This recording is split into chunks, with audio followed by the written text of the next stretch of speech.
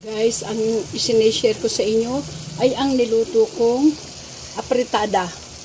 Yung mga bandang hita at pakpak. Itinira ko yung mga laman. Ititinula ko naman to bukas.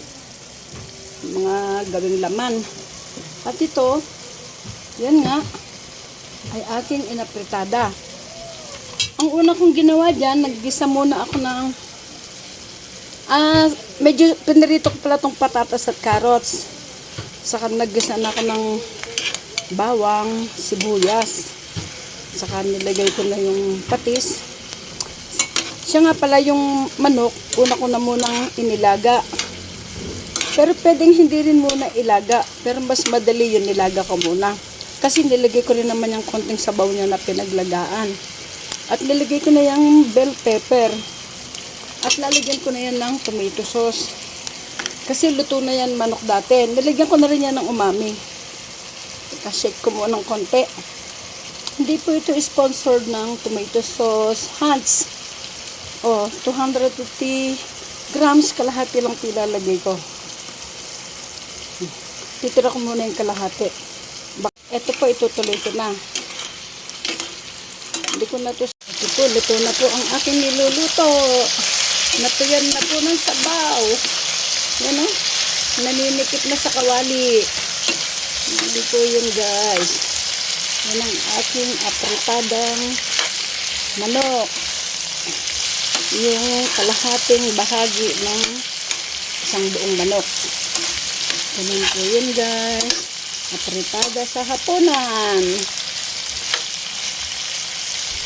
Yan.